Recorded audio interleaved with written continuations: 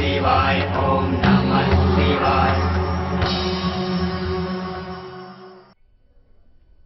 नमस्कार, बहुत बहुत स्वागत है आपका हमारे इस विशेष कार्यक्रम में जिसका नाम है कालसर्प का दंश और मैं हूं मौलिका शर्मा। कहते हैं वृक्ष कबहू न फल बखे, नदी न संचय नीर, परमारथ के कारणे साधुन धरा शरीर। बिल्कुल, वृक्ष में जो फल आते हैं वो स्वयं उसका खान नहीं करते हैं, स्वयं उसका पान नहीं करते। नदी के जल का पान भी नदी स्वयं नहीं करती, दूसरों के लिए करती है। इसलिए जब संतत्व का चोला धारण करता है तो सिर्फ और सिर्फ कल्याण के लिए करता है और वही कार्य करते हैं। लगातार इस कार्यक्रम के जरिए हमारे मार्ग प्रशस्त करके हमारे जीवन में खुशहाली लाने वाले विश्वविख्यात ज्योतिषाचार्य, वास्तु एक्सपर्ट, नाड़ी वैद्य पंडित सुनील भारद्वाज जी। तो चलिए आज फिर से शुभारंभ करते हैं कार्यक्रम का, आशीर्वाद लेते हैं गुरु जी का। गुरु जी बहुत बहुत स्वागत है आपका, नमस्कार। शुरुआती दौर में बता दें, यदि लाइव आप हमारे इस कार्यक्रम का हिस्सा बनना चाहते हैं, कार्यक्रम द्वारा जुड़कर अपने जीवन की समस्त समस्याओं का समाधान करना चाहते हैं, ऊपर स्क्रीन पर लगातार हमारे स्टूडियो नंबर फ्लैश हो रहे हैं, जल्दी से आप उन्हीं नंबरों पर संपर्क करें। और एक विशेष बात जो हम हमेशा बोलते हैं, जब भी आपका कॉल लगे कृपया करके टीवी का वॉल्यूम बिल्कुल बंद कर दें, date of birth, time, place लेकर बैठें। गुरु जी आज आप हमें बताएंगे किस कालसर्प योग के विषय में? शंखचूड़ कालसर्प योग। जी, जब हम शंखचूड़ कालसर्प योग की बात करते हैं तो हमारे कुंडली के योग बिल्कुल बदल जाते हैं। अब नवम भाव ये हमारे धर्म का भी है, धर्म का, भाग्य का, और यहां पर व्यक्ति का भाग्य उसके धर्म कर्म पर निर्भर करता है। अच्छा, राहु यहां बैठ जाएं और केतु सामने बैठे ना पराक्रम भाव में, तृतीय भाव में, और ये नवम भाव में राहु, और समस्त ग्रह एक तरफ पड़ जाएं तो इसको शंखचूड़ कालसर्प योग बोलते हैं। ये विशेष रूप से भक्ति के लिए जाना जाता है।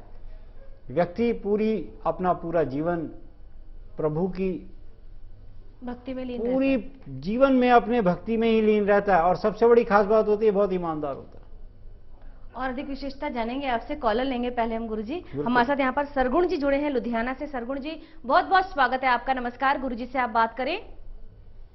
हेलो सरगुण जी, आपको हमारी आवाज आ रही है?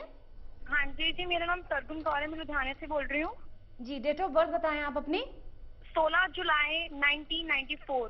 16 जुलाई 1992। समय स्थान बता दीजिए और थोड़ा सा ऊंचा बोलिए आप। 16 जुलाई 94 8:05 रात के। रात्रि 8 8:05 रात्रि। कहाँ का जन्म है आपका? हाँ जी, मेरा प्रश्न है कि विदेश का है मेरा संयोग, विदेश, फॉरेन कंट्री। बिल्कुल, आपको बता देते हैं, आप विदेश जाके सेटल होना चाहते हैं। यहाँ पर स्वाति नक्षत्र उस दिन अवश्य चल रहा था, नवमी शुक्ल पक्ष का योग था। देखें, अब आपकी कुंडली के आधार पर राहु, चंद्रमा और गुरु की युक्ति देखने को मिली है। आप जाना चाहते हैं विदेश। अब एक उपाय कीजिए। सबसे पहले आप अपने घर का जो नॉर्थ वेस्ट कॉर्नर है वहां की सफाई कर लीजिए, वहां पर गंदगी बिल्कुल मत छोड़िए, और प्रयास कीजिए कि इस स्थान को जितना पवित्र रख सके उतना उत्तम। एक उपाय 16 सोमवार कर लीजिए। मखाने चाशनी वाले किसी मंदिर में देना शुरू कर दीजिए, बहुत जल्दी मनोकामना पूरी होगी। जी, बहुत सुंदर उपाय आपने हमें बताया। आपने कहा कि इस तरह के जो प्राणी होते हैं वो धर्म से जुड़े रहेंगे, और जो ना जुड़ पाए उसके लिए क्या कहेंगे आप?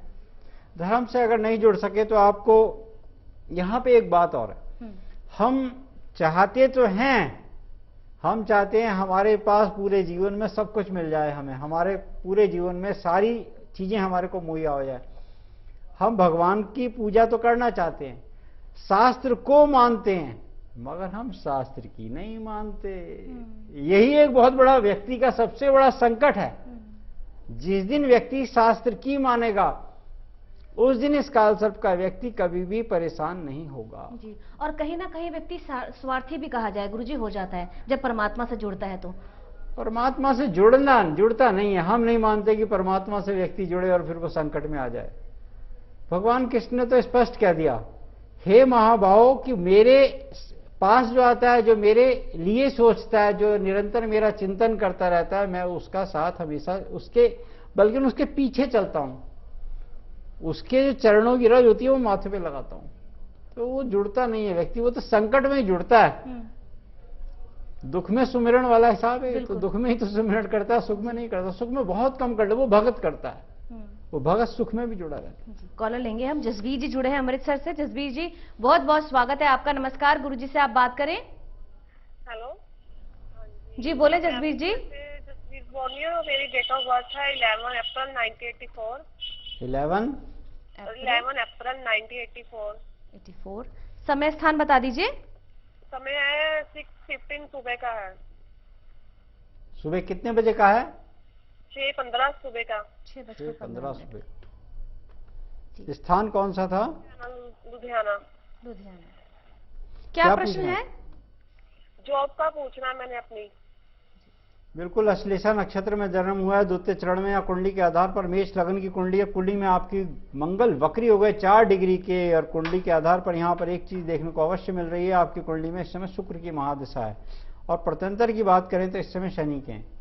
एक सरल उपाय कीजिए, इससे आपको कामयाबी अवश्य मिलेगी। शनिवार के दिन दान देना है आपने। 5 शनिवार तक एक छतरी खरीद के लाइए, शुक्रवार को खरीदें और शनिवार को दान देना। काली छतरी सबसे पहले उपाय करके देख लीजिए, बहुत जल्दी सफलता मिलेगी। कुंडली के कौन से योग दर्शाते हैं कि आप पर ये कालसर्प योग है? इसमें आपको अक्सर देखने को मिलेगा कि आपका नवम भाव जो होगा, धर्म का भाव, इसमें राहु बैठा होगा। अगर राहु सूर्य के साथ है तो भी आपको कष्ट है, राहु चंद्रमा के साथ है तो भी आपको कष्ट है, राहु अगर यहाँ पे मंगल के साथ है तो आपको कष्ट देगा। अब राहु की स्थिति किसकी, युक्ति किसकी मिल रही है, ये योग किसके साथ जुड़ा है, ये भी देखना होगा, तब व्यक्ति के जीवन का निर्णय लिया जा सकेगा। ये सब आधार किया जा सकता है कि व्यक्ति के जीवन में कौन से योग, कौन सी महादिशा, कौन सी अंतर्दिशा में उसका जन्म हुआ और वो किस दिशा के घर में रह रहा है। जी जानेंगे, लेकिन कॉल लेंगे पहले। हमारे साथ अशोक जी जुड़े हैं दिल्ली से। अशोक जी बहुत बहुत स्वागत है आपका। नमस्कार, गुरुजी से आप बात करें। जी नमस्कार जी बोले। हेलो। हाँ जी बताइए।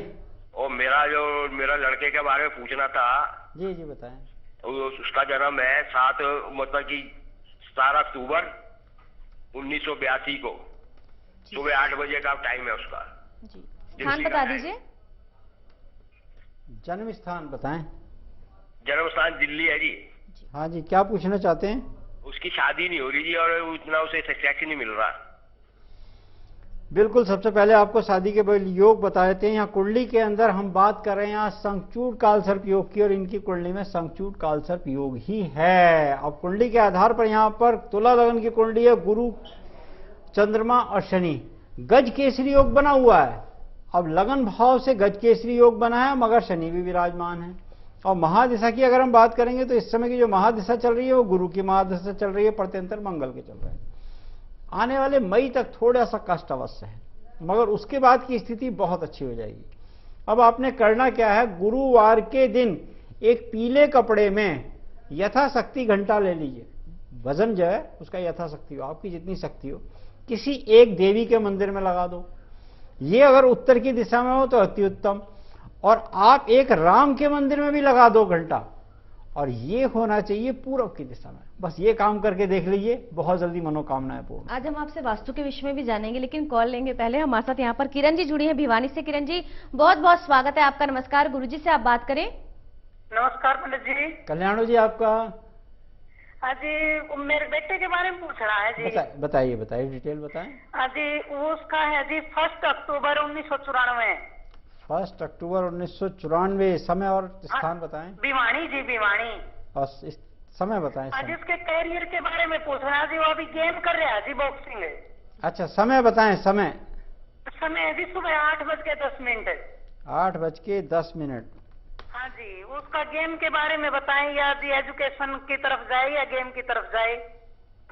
बिल्कुल, अश्लेषा नक्षत्र के द्वितीय चरण में जन्म हुआ, तुला लगन की कुंडली है। कुंडली के आधार पर मंगल चंद्रमा की युक्ति 10वें भाव में देखने को मिली है। बिल्कुल, यहाँ पर खेल के साथ साथ पढ़ाई भी करें, खेल बहुत जरूरी है इनके लिए, खेल नहीं छूटेगा इनसे। तुला लगन की कुंडली, लगन में ही यहाँ पर शुक्र और गुरु बैठे, देवताओं के गुरु और असुरों के गुरु, शुक्राचार्य और गुरु Brihaspati.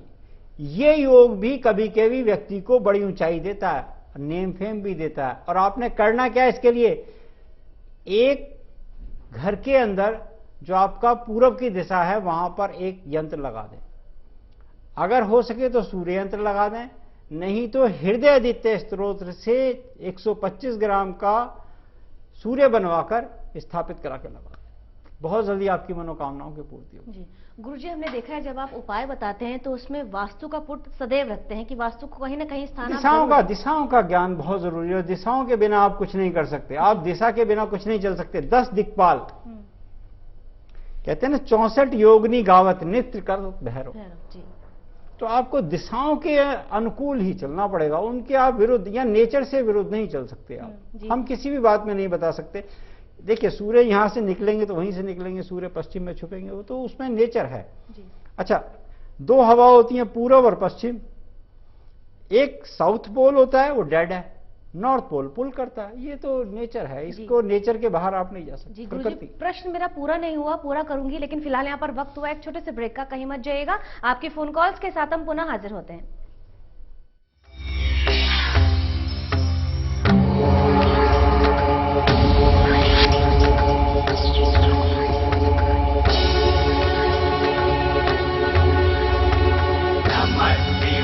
Om Namah Shivaya, Om Namah